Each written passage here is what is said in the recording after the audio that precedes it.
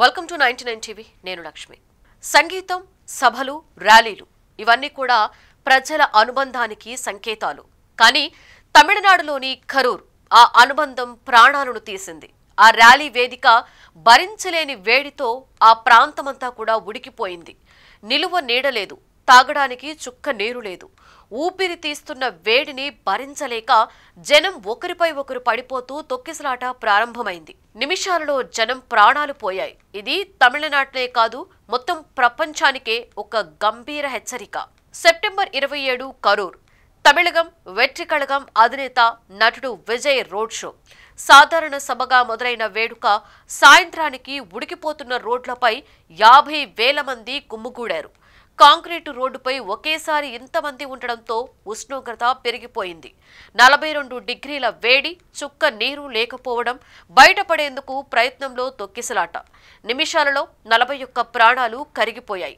100 మందికి పైగా గాయపడ్డారు. కొంతమంది శ్వాస కూడా తీసుకోలేక నేలకూలిపోయారు. పర్యావరణ సంస్థ భూవల్గేట్ నర్బర్ఖల్ విశ్లేషణ చెబుతోంది, కరూర్ ర్యాలీ ప్రాంగణంలో ప్రతి చదరపు మీటరుకు 4 కంటే ఎక్కువ మంది ఉన్నారని, ప్రతి మనిషి కూడా 250 వాట్ల వేడిని వదిలాడు అని. అంటే మొత్తంగా 12 మెగావాట్ల హీట్ ఎనర్జీ ఒక చిన్న థర్మల్ ప్లాంట్ స్థాయిలో వేడి ఉత్పత్తి అయింది. ఆ వేడిలో 6 గంటలు వేచి ఉండడం మన శరీరం తట్టుకోలేని భారంగా మారిపోయింది. Universal thermal climate index UTCI ప్రకారం ఉష్ణోగ్రత 38 డిగ్రీలు దాటితే వడదెబ్బ ప్రమాదం పొంచి ఉన్నట్లే. 46 డిగ్రీలు దాటితే మరణమే ఇక.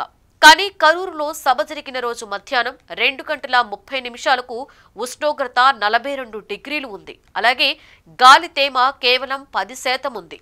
గాలి కదలకపోతే చెమట ఆవిరైపోదు, శరీరం మెల్లగా ఉడకడం మొదలవుతూ ఉంటుంది.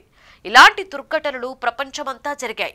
2010 జర్మనీ లవ్ పరేడ్లో 21 మంది మృతి చెందారు. 2015 హజ్ యాత్రలో 700 మంది ప్రాణాలను కోల్పోయారు. Malaysia rock concert, Brazil Rio కార్నివాల్లో జరిగిన తొక్కిసలాటలో 3 చనిపోగా పలువురు గాయపడ్డారు. ఇలా ప్రతి చోట కూడా ఒకే పాఠం. జనంతో మమేకమయ్యే వేదిక ఏదైనా ఎక్కడైనా వేడి ప్లస్ గుంపు ప్రమాదం అని స్పష్టమవుతూ వస్తుంది. 1979లో చెన్నైలో జరిగిన మత సభలో 13 మంది మృతి చెందారు.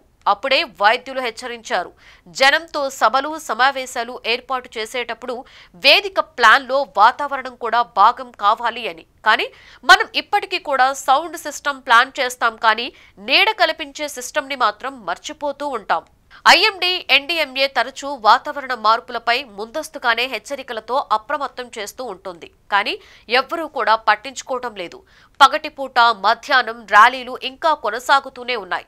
పగటిపూట ర్యాలీలపై నిషేధం విధించాలని పర్యావరణ సంస్థలు కోరుతున్నాయి. అలాగే జన సందోహంతో సభలు ఏర్పాటు చేసే వేదిక వద్ద తాగునీటి వసతి, ఎండ నుండి రక్షణ, వైద్య బృందాలు ఏర్పాటు చేయాలని పదే పదే చెబుతున్న పాలకులు, అధికారులు పట్టించుకోలేదు. కనీసం ఆ దిశగా ఆలోచన చేస్తున్న పరిస్థితి కూడా లేదు.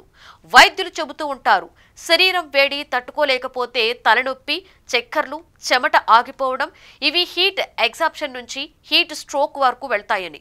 ఒక్కసారి చెమట ఆగిపోతే శరీరంలోని సైరన్ వేసిందని అర్థం. పరిష్కారం స్పష్టంగా ఉంటుంది. భారీ సభల ఏర్పాటుకి ముందు వాతావరణ అంచనా అయితే తప్పనిసరి. త్రాగునీటి వసతి, ఎండ నుండి రక్షణకు నీడ, అత్యవసర వైద్య చికిత్స కోసం వైద్య బృందాల ఏర్పాటు తప్పనిసరి. సభలు జరిగినా జరగకపోయినా ప్రతి జిల్లాలో హీట్ రెస్పాన్స్ టీమ్స్ ఉండాలి. అలాగే విద్యార్థులకు వేడి వాతావరణంపై అవగాహన కల్పించాలి.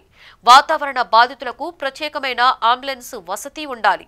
వేదిక వేడెక్కితే జనం కేకలేస్తారు, కానీ ఆ కేకలు చాలాసార్లు చివరి శ్వాసలుగా మారిపోతాయి. కరూర్ ర్యాలీ ఇచ్చిన గుణపాఠం ఒక్కటే, ప్రజల ప్రాణం ప్రచారం కంటే పెద్దది. ప్రజల ప్రాణాలకు ప్రమాదముంటే రాజకీయాలు కాస్త వెనక్కు తగ్గాలి. కరూర్ తొక్కిసలాట ఘటన తమిళనాడుకే కాదు, ప్రపంచానికే ఒక హెచ్చరిక.